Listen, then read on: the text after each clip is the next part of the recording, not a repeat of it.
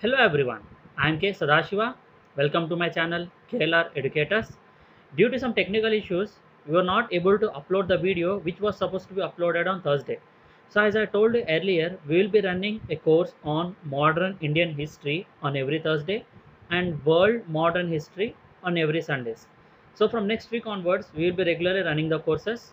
So in our previous class, we have discussed about the different press acts that were passed by the British to suppress the Indian press. So we have clearly discussed what was the importance of Vernacular Press Act and all the different acts that were passed by the British to suppress the Indians.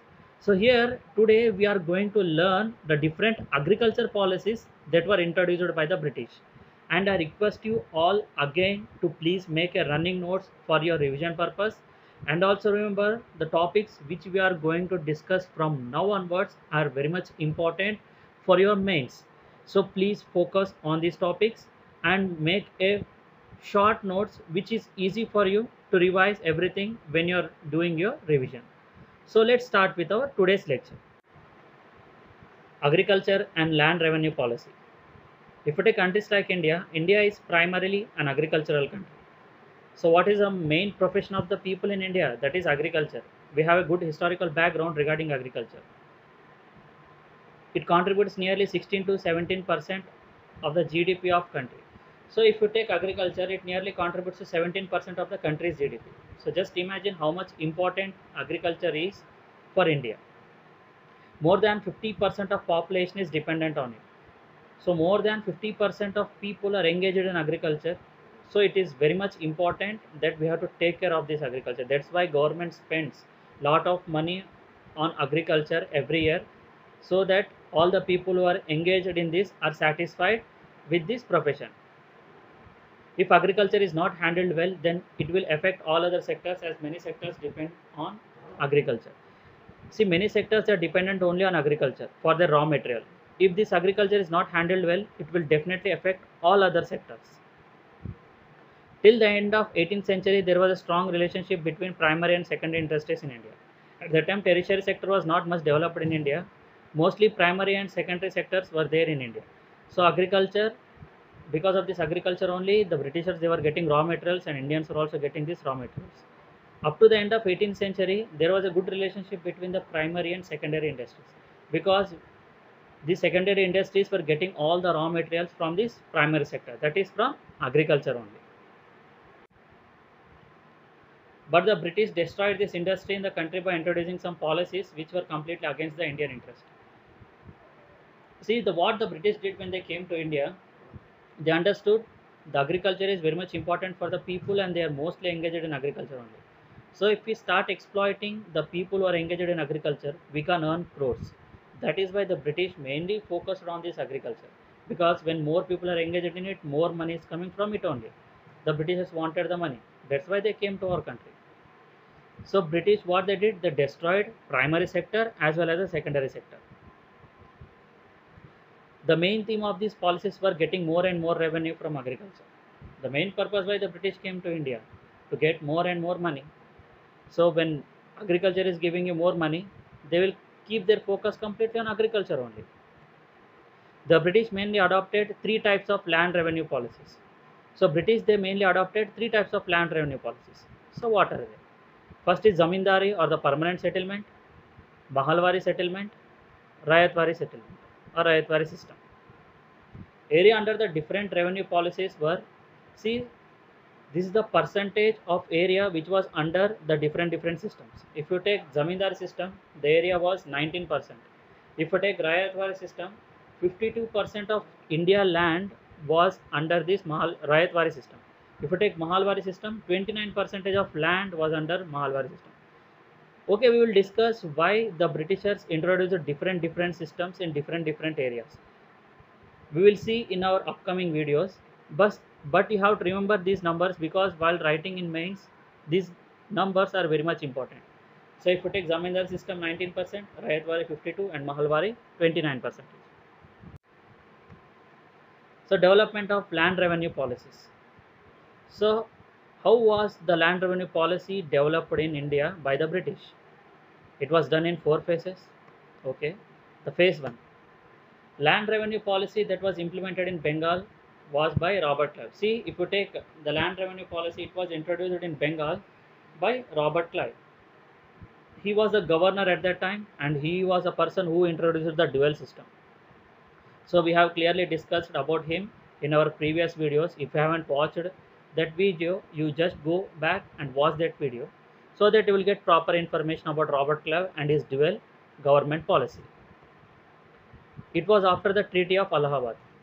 Soon after the Treaty of Allahabad, this land revenue policy was introduced in Bengal. Phase 2, Izardari system. So what is this Izardari system? We will deeply discuss in our upcoming slides. Phase 3, Zamindari or permanent settlement. When Izardari system failed, Zamindari settlement was introduced. And again when it fails, they will introduce some other system. If you take phase 4, Rayatwari and Mahalwari system. So why different systems were introduced in different areas? So because the behavior of the people and the situation of the different areas were different, and that's why the British needed different systems to be implemented in different parts of the country. If you take Bengal, Odisha and Bihar, they introduced this Zamindar system there. If you take Izardari or if you take Mahalwari system, it was introduced in mostly the parts of Punjab and northwest frontier. If you take Rayatwari, it was mostly introduced in the southern states. So the situation was different in different areas. That was the Britishers introduced different system in different areas. So we will deeply see, okay, we will deeply discuss what are these different systems. Phase 1, during dual government in Bengal. So just now we have discussed that this dual government was introduced by Robert Clive. He was the first governor. And collection of land revenue through land tax. So how they were collecting the land revenue? By imposing a tax on land. So that is known as land tax. Zamindars were responsible for collecting the money. So they appointed a person known as Zamindar for collecting this land tax. Whatever the money Zamindars collect, from that 10% they will keep with them, and remaining they will deposit with East India Company. See, what was the duty of the Zamindar? He will collect all the tax, and whatever the money is collecting, from that 10% he will keep, and remaining he is going to deposit with East India Company. Later I will explain you how the Zamindars exploited the Indian people. See, these Indians only exploited the Indians. Not only the British, but the rich Zamindars also exploited Indians. We will discuss deeply what happened. They were never concerned about the ways of collection. So they gave complete authority, complete powers to Zamindars. They told, whatever the way you want, in whichever way you follow, we need money. Okay, we don't care about the ways how you are collecting the money. We just need money. It is your prime responsibility and your duty to collect the money. We don't care the way you are collecting the money. So when extreme powers were given to Zamindars, you can just imagine how powerful the Zamindars were and how they can exploit the Indian people. We will try to learn in our upcoming slides about the Zamindars. So complete exploitation was done by the British as well as Zamindars.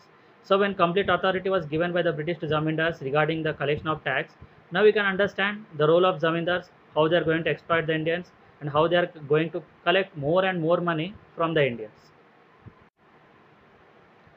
Phase 2.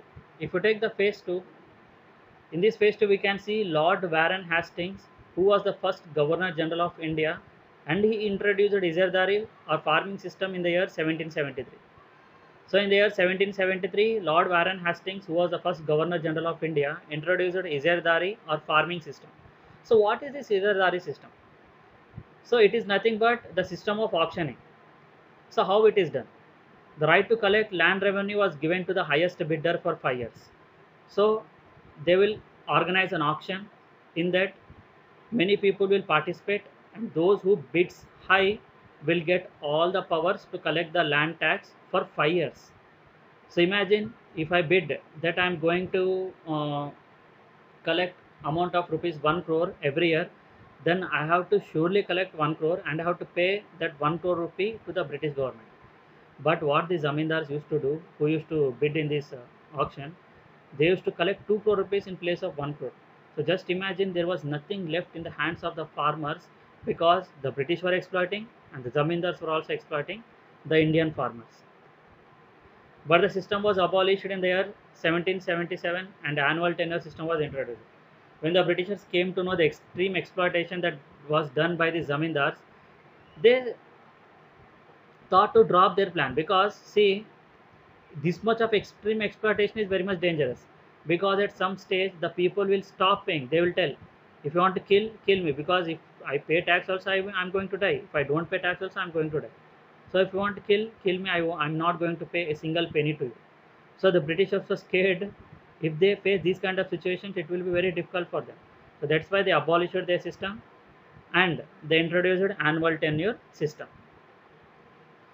Again, this annual tenure system was also abolished in the year 1786, and Court of Directors asked Lord Cornwallis to make decennial settlement with zamindars. See, again, this annual tenure settlement means once in a year you have to pay the tax.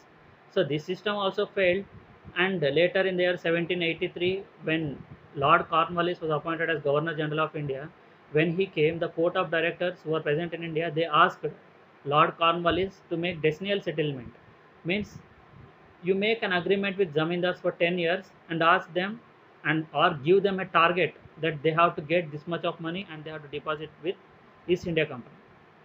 So we have discussed many things about this Lord Cornwallis in our previous video. He was a person who has surrendered in front of the American army during the American Revolution, and we have learned many things about this Lord Cornwallis in Indian history also.